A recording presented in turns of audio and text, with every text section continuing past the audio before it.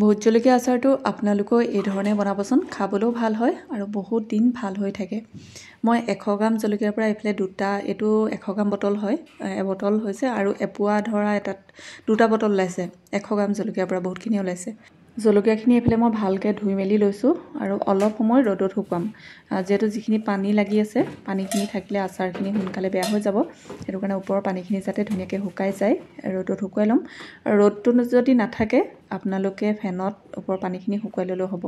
এই আচাৰটো প্ৰথম অৱস্থাত ইমান বেছি ৰ'দ নাপালেও হয়, যদি ৰ'দ থাকে আপোনালোকে ৰ'দত দি ল'ব আৰু এইফালে মই জলকীয়াখিনি কাটি লৈছোঁ।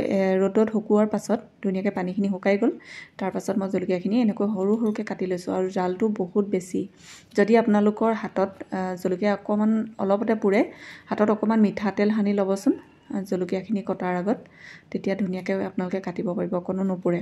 জলকীয়াটো মই এই ঠাৰি অংশটো দিয়া নাই, ঠাৰিটো যদি অকণমানো আচাৰখিনিত থাকে খুব সোনকালে বেয়া হৈ যায় আচাৰটো, সেইটো কাৰণে মই ঠাৰিটো দিয়া নাই। কেঁচিয়ে কাটিবলৈ যদি ভাল নাপায় আপোনালোকে এই ধৰণেও কাটিব পাৰিব। এই ধৰণে কাটিবলৈ বেছি ভালহে হয়, চাকুখনেদি অকণমান সোনকালে হয়, কেঁচিখনে কাটোতে অকণমান দেৰিহে লাগে। গোটেইখিনি জলকীয়া মই এনেকৈ কাটি লোৱা হৈ গ'ল আৰু ভোট জলকীয়া গোন্ধত একদম পাকঘৰ পূৰা মলমলাই আছে। গোন্ধটোতে খাওঁ খাওঁ লাগি আছে জলকীয়াখিনি। আৰু এইফালে মছলাখিনি সানিবৰ কাৰণে মই এটা বাউলত লৈছোঁ আৰু এই আচাৰটোত আমি বহুত বেছি মছলা ব্যৱহাৰ নকৰিলেও হ'ব। ভোট জলকীয়া আচাৰটোত বেছি মছলা হ'লে খাবলৈ ভালেই নালাগে। যদি আপোনালোকে অকণমান মছলা দিব বিচাৰে, নিজে যি ইচ্ছা কৰে আপোনালোকে দি ল'ব। এইফালে মই অলপমান বগা সৰিয়হ লৈছোঁ, লগতে মই এচামুচ গোটা জিৰা দিছোঁ। আৰু ভোট জলকীয়া আচাৰটো যেতিয়া আমি বনাই দিওঁ জলকীয়াখিনি পাছত একেবাৰে গলি যায়, অকল তেলখিনি থাকি যায়, সেইটো কাৰণে লগতে মই অলপমান বগা সৰিয়হ দিছোঁ। মছলাখিনি অলপ ভজা হোৱাৰ পাছত মই অকণমান ঠাণ্ডা কৰি ল'লোঁ। ঠাণ্ডা হোৱাৰ পাছত এইখিনি মিক্সিত পিচি ল'ম।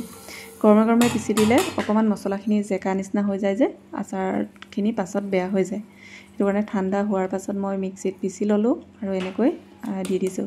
নিজৰ জোখ অনুপাতে দিব আৰু সৰিয়হটো যদি জলকীয়া সৰহ হয় তেতিয়া সৰিয়হটো অলপমান সৰহকৈ দিব, জলকীয়া কম হ'লে আপোনালোকে সৰিয়হটো কমকৈ দিব। যদি বোলে জ্বলা বেছি খাব নোৱাৰে তেতিয়া সৰিয়হটো অকণমান সৰহকৈ দি দিব, তেতিয়া জ্বলাটো অকণমান কমি যাব। জোখ অনুপাতে নিমখ দি ল'লোঁ আৰু এইফালে এটা মই পকা গোল নেমু লৈছোঁ আৰু ৰস দেখিছে কিমান ধুনীয়া, একদম পূৰা ৰসাল হৈ আছে। পকা গোল নেমু এটা মই ইয়াত চেপি দিছোঁ।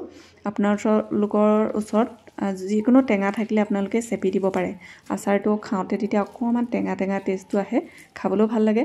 যদি বেয়া পায় আপোনালোকে টেঙা নিদিয়াকৈ অকল সৰিয়হ দি পেলাইও বনাব পাৰিব, সৰিয়হ আৰু তেল দি পেলাই, যি ধৰণে ভাল পায় সেই ধৰণে দিব। আৰু টেঙা গুটিকেইটা মই আচাৰতে দিয়ে দিছোঁ আৰু এই টেঙা গুটিটো গোল নেমু গুটিটো পেটৰ কাৰণে খুব ভাল হয়, সেইটো কাৰণে মই গুটিকেইটা আঁতৰাই দিয়া নাই। অলপমান মই কেঁচা মিঠাতেল দিছোঁ। যদি আপোনালোকে কেঁচা মিঠাতেলটো বেয়া পায় তেলখিনি গৰম কৰি পেলাই ঠাণ্ডা কৰি পেলাই দিব। মই কেঁচা মিঠাতেলতে আচাৰখিনি বনাওঁ আৰু খাবলৈও খুব ধুনীয়া হয়। যদি আপোনালোকে কেঁচা তেলত বনায় তেলটো খালি ভাল তেল ল'ব, তেতিয়া আচাৰখিনি ভাল হয় খাবলৈ। গোটেইখিনি ভালকৈ মিহলি কৰি লৈছোঁ। তেল মই অকণমান সৰহকৈ দি দিছোঁ, কাৰণ ভোট জলকীয়া আচাৰটো আমাৰ তেল এটোপ হ'লেও হৈ যায়, সেইটো কাৰণে তেল মই অকণমান সৰহকৈ দিছোঁ। আৰু এয়া দেখিছে খুব ধুনীয়া হৈছে আচাৰখিনি। আৰু এনেকৈ মই আচাৰখিনি 2টা ৰ'দত দিম। 2টা ৰ'দত দিয়াৰ পাছতহে এইখিনি মই বৈয়ামত ভৰাই থ'ম। এইখিনি 2টা ৰ'দত দি লোৱা হৈ গ'ল। আৰু এইফালে দেখিছে 2টা চিচাৰ বটল মই ভালকৈ ধুই মেলি ৰ'দত শুকুৱাই লৈছোঁ। এই আচাৰটোত আমি ভিনেগাৰ নিদিলেও হ'ব, কাৰণ কেঁচা তেল দি পেলাই বনাইছোঁ আৰু তেলো যিহেতু আমি অকণমান সৰহকৈ দিম, সেইটো কাৰণে ভিনেগাৰ নিদিলেও বেয়া নহয় আচাৰটো। আৰু এনেকৈ মই বটলত ভৰাই লৈছোঁ। আৰু যেতিয়া আমি ৰ'দত দিম আচাৰখিনি আপোনালোকে ঢাকনখন খুলি পেলাই ৰ'দত দিব।